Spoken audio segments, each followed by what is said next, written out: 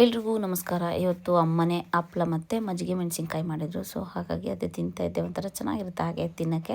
ಇದು ಯಾವ ಥರ ಮಾಡೋದು ಅಂದರೆ, ಈಗ ಹುಳಿ ಮಜ್ಜಿಗೆ ತೊಗೊಂಡು ಅದಕ್ಕೆ ಹಸಿರು ಮೆಣಸಿನ್ಕಾಯಿ, ಖಾರ ಬೇಕು ಅಂದರೆ ಖಾರ ಇರೋದು ತೊಗೊಬೇಕು, ಖಾರ ಬೇಡ ಅಂದರೆ ಖಾರ ಇಲ್ಲದಿದ್ದೆ ತೊಗೊಂಡು ಹಸಿರು ಮೆಣಸಿನ್ಕಾಯ ಈ ಥರ ಮಜ್ಜಿಗೆಗೆ ನೆನೆ ಹಾಕಬೇಕು. ಆ ನಂತರ ತೊಗೊಬಂದು ದಿನ ಈ ಥರ ಬಿಸಿಲಿಗೆ ಒಣಗಾಕಬೇಕು. ಮಾಡಿರೋದನ್ನ ಹೇಳ್ತಿದ್ದೀನಿ, ಯಾರಿಗೂ ಗೊತ್ತಿಲ್ಲ ಅಂತಲ್ಲ, ನಮ್ಮಲ್ಲಿ ಮಾಡಿರೋದನ್ನ ಹಿಂಗೆ ಪಿನ್ನಲ್ಲಿ ಪ್ರತಿಯೊಂದನ್ನು ಒಂದೊಂದು ಮೆಣಸಿನ್ಕಾಯಿನೂ ಈ ಥರ ಸೀಳ್ಕೊಂಡು ಕೊನೆಗೆ ಈ ಮಜ್ಜಿಗೆಗೆ ಹಾಕೋದು. ಈ ಮಜ್ಜಿಗೆಗೆ ಮೆಂತ್ಯ ಪೌಡ್ರು, ಜೀರಿಗೆ ಪೌಡ್ರು, ಉಪ್ಪು ಇಷ್ಟು ಹಾಕಿದ್ದಾರೆ.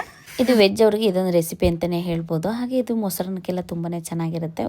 ಉಪ್ಪು ಹುಳಿ ಖಾರ ಎಲ್ಲ ಇರುತ್ತಲ್ಲ, ಹಾಗಾಗಿ ಇಷ್ಟು ಘಮ ಅಂತದೆ ಗೊತ್ತಾ. ಬೆಳಗ್ಗೆ ತಗೊಬಂದು ಈ ಥರ ಬಿಸಿಲಿಗೆ ಹಾಕಬೇಕು, ಮತ್ತು ಸಂಜೆ ತಗೊಂಡೋಗಿ ಈ ಥರ ನೀರೊಳಗಡೆ ಮಜ್ಜಿಗೆ ಒಳಗಡೆ ಹಾಕಬೇಕು. ಇದೇ ಥರ ಒಂದು 3 ದಿನ ಮಾಡಬೇಕು. ಆಮೇಲೆ ಚೆನ್ನಾಗಿ ಈಗ ಏನು ಇಷ್ಟು ದಪ್ಪ ಇರ್ತವೆ, ಕೊನೆಗೆ ಇಷ್ಟು ದಪ್ಪ ಆಗುತ್ತೆ. ಈಗ 2 ಪ್ಲೇಟಿಂದ ಸೇರಿ 1 ಪ್ಲೇಟ್ ಆಗುತ್ತೆ, ಏನು ಅರ್ಧ ಪ್ಲೇಟ್ ಬರ್ಬೋದು ಅಷ್ಟೇ. ಇಷ್ಟೇ ಮಜ್ಜಿಗೆ ಮೆಣಸಿನ್ಕಾಯಿ ನೋಡಿ 5 ನಿಮಿಷದಲ್ಲಿ ಮಾಡ್ಬೋದು. ಇಲ್ಲ ಮತ್ತೆ ಸಂಜೆ ಹೊಸ ಮಜ್ಜಿಗೆ ಏನಿಲ್ಲ, ಇದೇ ಮಜ್ಜಿಗೆ ಹಿಂಗೆ ಇಟ್ಟಿರ್ತೀವಿ, ಇದೇ ಮಜ್ಜಿಗೆಗೆ ಮಸಾಲೆ ಎಲ್ಲ ಹಾಕಿರ್ತೀವಲ್ಲ, ಮತ್ತೆ ಆ ಮೆಣಸಿನ್ಕಾಯಿ ತಗೊಂಡ್ಬಿಟ್ಟು ಇದರೊಳಗಡೆ ಹಾಕೋದು ಸಂಜೆ ಆಗ್ತಿದ್ದಾಗೇನೆ. ಇದೇ ಥರ 3 ದಿನ ಈ ಕೆಲಸ ಮಾಡಬೇಕು. ಆಮೇಲೆ ಮಜ್ಜಿಗೆ ಚೆಲ್ಬಿಡ್ಬೇಕು. ಮೆಣಸಿನ್ಕಾಯಿನ ಸ್ವಲ್ಪ ಗಟ್ಟಿ ಆಗಂಗೆ ಬಿಸಿಲಲ್ಲಿ ಚೆನ್ನಾಗಿ ಒಣಗಿಸ್ಬೇಕು. ಒಂದು 4-5 ದಿನ, ಒಂದು ವಾರ ನಮ್ಮನ್ನು ಕೇಳಬೇಕು, ಗೊತ್ತಾಗ್ಬಿಡುತ್ತೆ. ಆಮೇಲೆ ಡೈರೆಕ್ಟ್ ಎಣ್ಣೆಗೆ ಹಾಕೊಳ್ಳೋದು, ತಿನ್ನೋದು.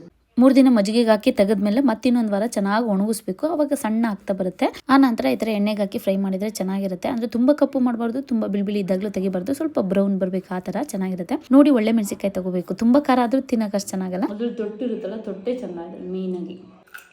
ನೀವು ಟ್ರೈ ಮಾಡಿ, ಸಕ್ಕತ್ತಾಗಿರುತ್ತೆ.